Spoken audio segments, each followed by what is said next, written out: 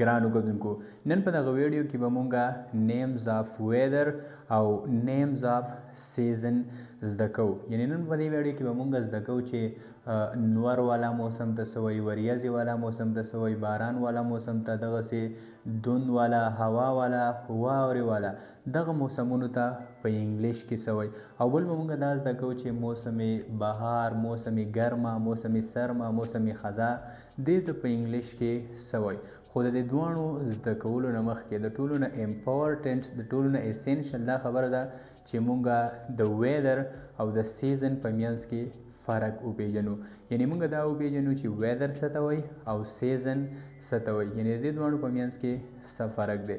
نو په یاد ساتئ ویدر هغه موسمونو ته ویلی کېږي چې هغه زموږ سره په یو انسپیسیفیک ټایم کې بدلیدی شي. لکه فار ایگزامپل اوس نور والا موسم دی، نو کیدی شي چې 10 منټه پس، ګنټه پس بیا وریځې والا موسم شي، باران والا موسم شي، دوند والا موسم شي، واورې والا موسم شي. یعنی په یو نامعلوم وخت کې، په یو داسې وخت کې چې د هغې موږ ته پته نه لګېږي، موږ ته دا پته نه لګي چې ګنټه پس به څنګه موسم وي، نو دغې ته ویدر ویلی کېږي.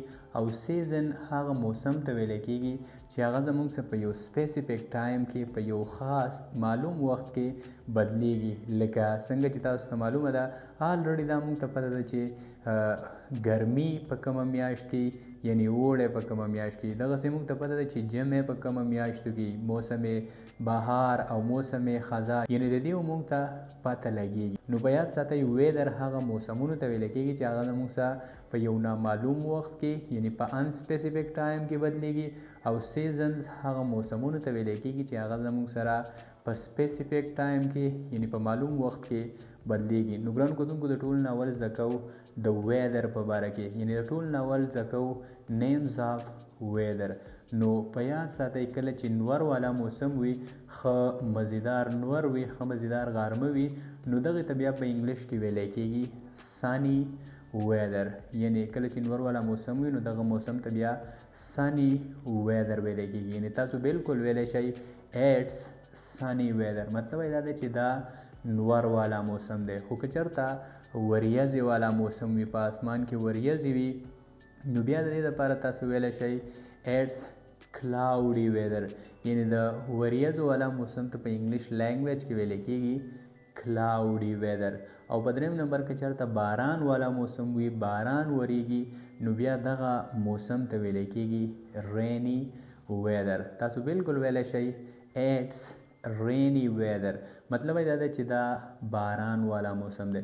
خو که چېرته دوند والا موسم وي، یعنی دوړې والا موسم وي، نو بیا ګرانو کتونکو آیا تاسو ته پته شته چې دغې ته بیا په انګلیش کې څه ویلی کېږي؟ نو په یاد ساتئ که چېرته دوند والا موسم وي نو بیا دغې ته فاګي ویدر ویلی کېږي، FOGGY فاګي ویدر، یعنی دوند والا موسم. او تاسو بالکل په دغه وخت کې ویلی شئ که چېرته دوند والا موسم وي نو بیا ایټس فاګي ویدر، مطلب یې دا دی چې دا دوند والا موسم دی. او په 5م نمبر باندې که چېرته واوره والا موسم وي، یعنی واوره وریږي، نو په دغه وخت کې بیا تاسو بالکل ویلی شئ ایټس سنوي ویدر، مطلب یې دا دی چې دا برف والا موسم دی، یعنی دا واورې والا موسم دی.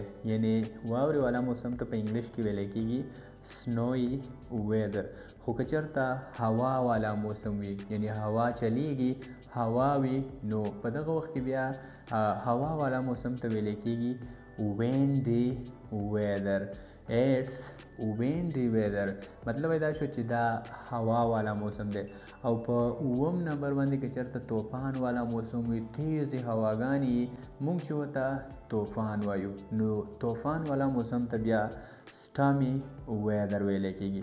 که چېرته طوفان والا موسم وي او تاسو وایئ چې دا طوفان والا موسم دی، نو بالکل تاسو د دې لپاره په انګلیش کې ویلی شئ ایټس سټامي ویدر، مطلب یې دا شو چې دا طوفان والا موسم دی.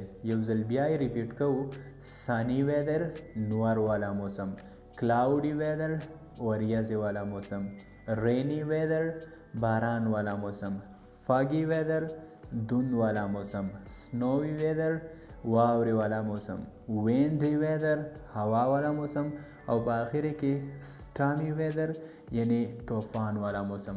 او ګرانو کتونکو څنګه چې تاسو ته ما د ویډیو په سٹارټ کې وویل چې ویدر هغه موسمونو ته ویل کېږي چې هغه زموږ څخه په یو نامعلوم وخت کې یعنی په ان سپیسیفیک ټایم کې بدلیدلی شي. نو څنګه چې تاسو ته معلومه ده دا خو بالکل زموږ څخه په ان سپیسیفیک ټایم کې بدلیدلی شي. نو دې موسمونو ته بیا ویدر ویل کېږي.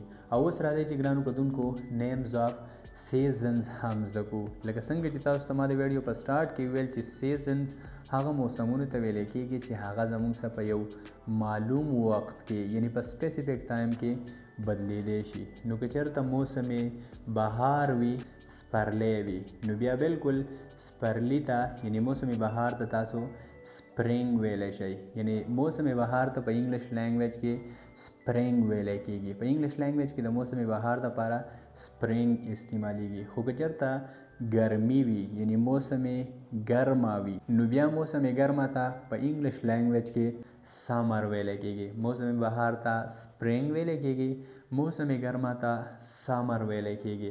او په دریم نمبر موسم سرما یعنی یخني کمی ده چې جمع هم ویلی کېږي.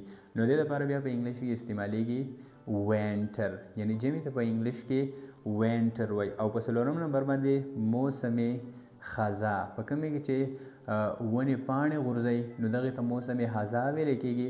او په انګلیش کې دې دپاره آټم استعمالیږي AUTUMN آټم. په دې کې ان سایلنټ دی دا به آټمن نه وایي، د دې صحیح پروننسیشن دی آټم.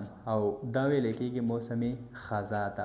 خو په یاد ساتئ دې ته په برټش انګلیش کې آټم وایي، په امریکن انګلیش کې دې ته فال وایي. یعنی د امریکا چې کوم خلق دی هغه دې ته فال وایي او د انګلینډ چې کوم خلق دی هغه دې ته آټم وایي. یو ځل بیا یې ریپیټ کوو سپرینګ موسم بهار، سمر موسم ګرمه، وینټر موسم سرما، آټم یا فال موسم خزا. ګران کتونکو زه امید لرم چې تاسو به په ویدر او په سیزن په منځ کې فرق هم پیژندلی وي او بیا به تاسو نیمز آف ویدرز او نیمز آف سیزنز هم پیژندلی وي. یعنی د دې نومونه به هم په انګلیش کې زده کړي وي. ګران کتونکو که چېرته تاسو د دې ویډیو نه زده کړه کړې وي نو هم په دې ځای ویډیو له ورسره یو لایک ورکړئ. او که چېرته تاسو همداسې انګلیش په پښتو کې د الف نه والا تر یې پورې یعنی 12 ټینسز، پارټس آف سپیچ، ایکټیو وایس، پیسیو وایس، ډایرکټ نریشن، انډایرکټ نریشن، ماډل ورډ او څومره چې هم د انګلیش سره ریلیټډ ټاپکس دي، د انګلیش سره ریلیټډ خبرې دي، تاسو هغه زده کول غواړئ نو بیا د دغه زده کولو لپاره هم په دې ځای زموږ د یوټیوب چینل سبسکرایب کړئ. او که چېرته تاسو په یو ټاپک کې کنفیوز یې د انګلیش سره ریلیټډ نو بیا صرف او صرف موږ ته یو کامنټ پرېږدئ په کمنټ سیکشن کې او انشاءالله زموږ راتلونکي ویډیو یعنی نیکسټ ویډیو به هم ستاسو د دغه کامنټ مطابق وي. د ویډیو کتلو یو جهان مننه. د نیکسټ ویډیو پورې په الله سپارم. د لوی الله په امان. تھینک یو سو مچ. تھینک یو.